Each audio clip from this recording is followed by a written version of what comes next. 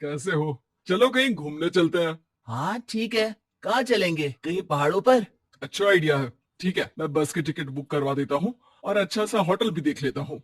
ठीक है भाई, लेकिन जल्दी करो। लाइफ में इतना स्ट्रेस हो गया है कि कुछ दिन का रेस्ट तो बहुत जरूरी बन गया है। राज का शाम को फोन आता है राहुल के पास। राहुल, मैंने टिकट बुक करवा दिया है। आज शाम की ही बस है। जल्दी से। ठीक है, सामान तो मैंने पहले ही पैक कर लिया है। अब तो बस शाम का इंतजार है, जब हम बस पकड़ेंगे और निकल पड़ेंगे धर्मशाला की ओर। शाम को दोनों दोस्त बस स्टॉप पर मिलते हैं और फिर वहां से निकल होते होते ये दोनों दोस्त शिमला पहुंच गए, जहां ये होटल पहुंचे और वहां से निकल पड़े पहाड़ों पर घूमने। राज, यहाँ पहाड़ों पर कितना सुकून है ना। दूर दूर तक सिर्फ और सिर्फ पहाड़ ही है। और घूमने आए लोग भी यहाँ कितनी मस्ती कर रहे हैं। हाँ भाई, ये तो है। चलो कुछ खा ले। दोनों वहां इनकी रेस्टोरेंट चलाने वाले लड़के से दोस्ती हो गई, जिसका नाम जितेंद्र था। जितेंद्र, तुम यहाँ कब से हो और रेस्टोरेंट खोलने का प्लान कैसे बनाया? अरे भाइयों, मैं तो यही का हूँ। बस बाहर कुछ साल के लिए गया था नौकरी करने, पर फिर लौट आया और अपने यहाँ ही रेस्टोरेंट खोल लिया। पिछले 6। अरे लेकिन जितेंद्र, एक बात तो बताओ, रेस्टोरेंट ही क्यों? कुछ और काम क्यों नहीं? और भैया, अपना तो ये मानना है कि आदमी दुनिया में कहीं भी हो लेकिन उसे भूख तो लगेगी ही, और इसके लिए उसे खाना तो चाहिए ही। यानी ये धंधा कभी मंदा नहीं पड़ता, इसलिए ये काम शुरू किया था। काम में क्या मुनाफा भी होता है या फिर बस ऐसे ही काम चल रहा है शौकियाना तौर पर? अरे अरे, क्यों नहीं भैया। काम तो हो ही रहा है और मुनाफा नहीं होता तो ये 10 लोगों का स्टाफ कैसे रख लेता। वैसे आप भी क्यों नहीं इस बिजनेस में हाथ आजमाते हो? हाँ, आइडिया तो अच्छा है, लेकिन हम लोग तो सिर्फ यहाँ घूमने आए हैं और हमारे पास इतने पैसे भी नहीं है। और अब पैसों की चिंता क्यों करते हो? सिर्फ 5 लाख रुपए लगाकर भी आप काम शुरू कर सकते हो। अच्छा, वो कैसे? मेरे पार्टनर बन जाइए। जो मुनाफा होगा वो आधा आधा बांट लेंगे। राज को ये सुनकर अच्छा तो लगा, लेकिन राहुल को इस ऑफर में कुछ दिक्कत लगी। उसने कोने में ले जाकर राज को समझाना शुरू किया। अरे राज, पागल मत बन। हम सिर्फ यहाँ घूमने आए हैं। ये ऑफर के चक्कर में क्यों पड़ रहे हो? कुछ काम शुरू ही करना होगा तो दिल्ली में शुरू करेंगे। यहाँ बेवकूफ, दिल्ली में 5 लाख रुपए में कौन सा काम शुरू करेंगे? यहाँ शिमला में इतने कम पैसों में काम शुरू कर लेंगे और 1 साल में मुनाफा लेकर वापस भी चले जाएंगे। ओहो, अरे भाई, तुम्हें जो करना है करो, लेकिन मैं इस बिजनेस में तुम्हारा साथ नहीं दे सकता। याद रखो, हम यहाँ सिर्फ घूमने आए हैं, कोई बिजनेस करने नहीं।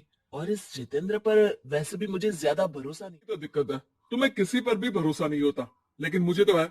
मुझे पता है कि इतने कम पैसों में मुझे जितेंद्र अपना बिजनेस पार्टनर बना रहा है। अरे लेकिन क्या गारंटी है कि पैसे लेने के बाद जितेंद्र तुम्हें बेवकूफ नहीं बनाएगा? अरे मुझे तो है।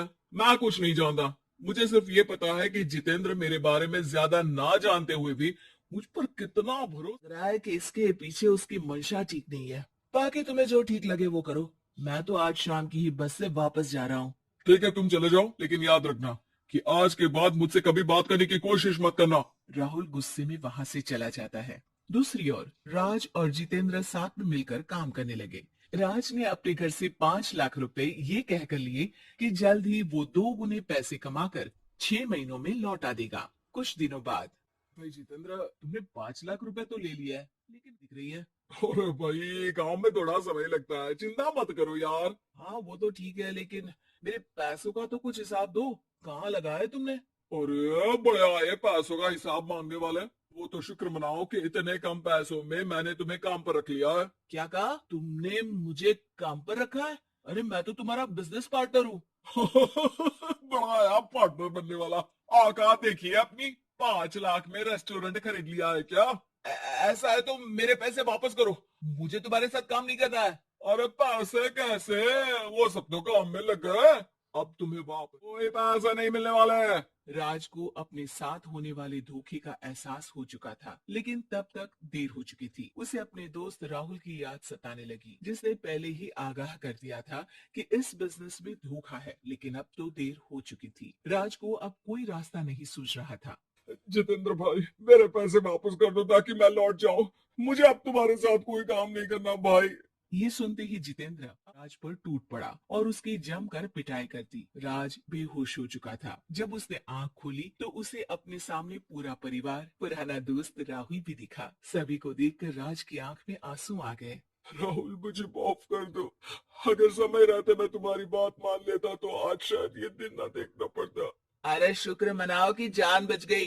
जिसने मुझे फोन कर दिया था तभी तुम्हारी जान बच सकी। मुझे माफ कर दे दोस्त, तेरी सलाह ना मानकर मैंने बड़ी भूल की है। अरे अरे भाई